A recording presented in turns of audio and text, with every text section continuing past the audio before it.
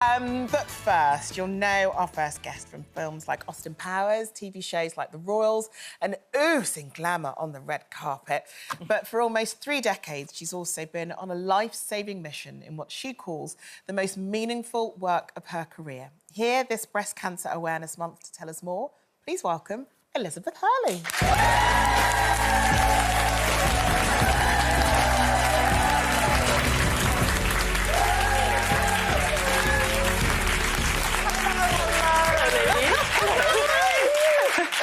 Such a pleasure to have you in the studio. Thanks so much for coming in to talk to us about this, because when I say it's something that's close to your heart, that is absolutely true, isn't it? It is. I've been in the sort of breast cancer world for 28 years now, going around the world, raising awareness initially and funds, and it never stops being important, I think, because in the intervening year from when you very kindly have me here every October, I've met so many women who've been diagnosed, newly diagnosed, or found a secondary cancer, or whose mother or daughter, or just somebody. It just seems that it's sort of everywhere. It impacts so many lives. It really, really does. And so because women are still dying, it really makes us realise that we have to keep going until that cure's found. So, no, you don't go on. You were given your first mammogram, I think, at 40, is that right? I was, because in America, they say that women should start to get screened from age 40. So, yeah, I was given it by Evelyn Lauder, who actually founded the Estée Lauder Company's Breast Cancer Foundation. And she gave it to me for my birthday and made me promise to have regular screenings. And from all the research we've done and from everybody I've spoken to, it still comes down mostly, I think, to being very self-aware of your breasts. And were you self-aware? Before your first mammogram, had you been checking your breasts often? Well, I had been, because of my work with the breast cancer campaign. So I had, and Evelyn Lauder, who was our founder, she said it was just so important that every woman becomes aware of their own breasts. I was just looking at the stats. It's familiar. At every age. 46% still forget to check. That's high, isn't it?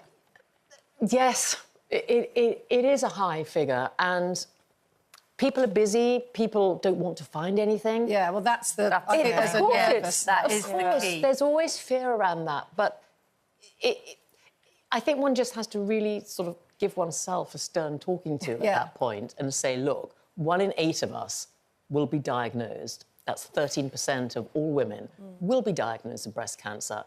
And it would be so much better to find it early. If you find a breast cancer early, there's more than a 90% chance of surviving. Yes. So what age would you suggest you should first start having mammograms? Well, I think in the UK, they recommend from 50 you have regular mammograms. But some very good national health doctors that I've spoken to suggest that women start to check their own breasts from puberty, familiarise themselves with their own breasts, and go to the doctor if they notice changes, because we'll notice changes more than anybody else possibly could, because we know our own breast tissue. And another thing Evelyn always said was that girls should do it at the same time of every month, because with hormonal fluctuations, it could... So if you choose, you know, it doesn't matter when the first day of your period, whatever it is, you choose that as your breast exam day. And it only takes, 5 minutes. And it's so important. I mean, there are so many women, especially mothers, who sort of say, but... life gets in the way and I'm busy doing this, I'm busy doing that, I can't remember to check myself or what have you. How do you manage to keep a check on your own health when you're sort of doing it on your own? Well, the thing is, we all have showers or baths, I hope. and so that tends to be a great time for people. They're soaping or washing or doing whatever they're doing anyway. If you just get taught by a doctor or watch one of the very good online programmes. Dr. Zoe Williams does a great video teaching everyone how to self-check.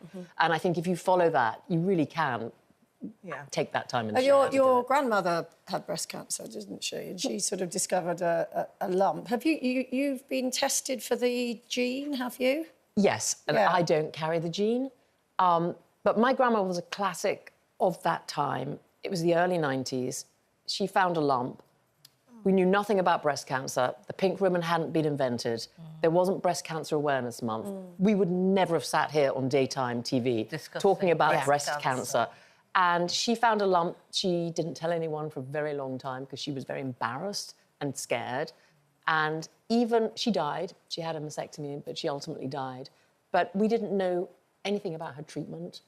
we didn't know anything. Yeah. We didn't share it because no one talked about it. Yeah. And that was the beginning of the Pink Ribbon campaign. Talk about breast cancer, everyone. And the thing that I think people don't always talk about is, of course, it's a lot more prevalent within women, but men can get it as well, can't they?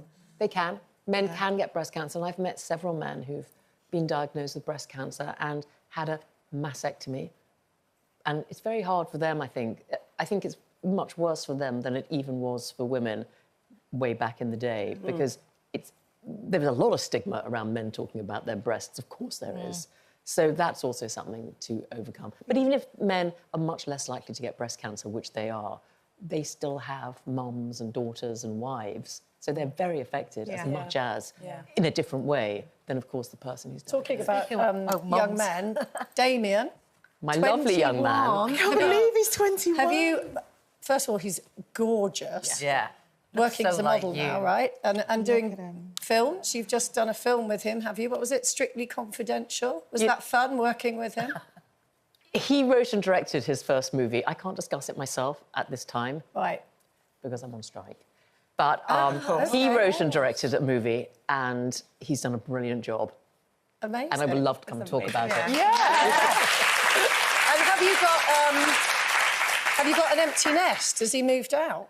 Well, you know what? He hasn't really, because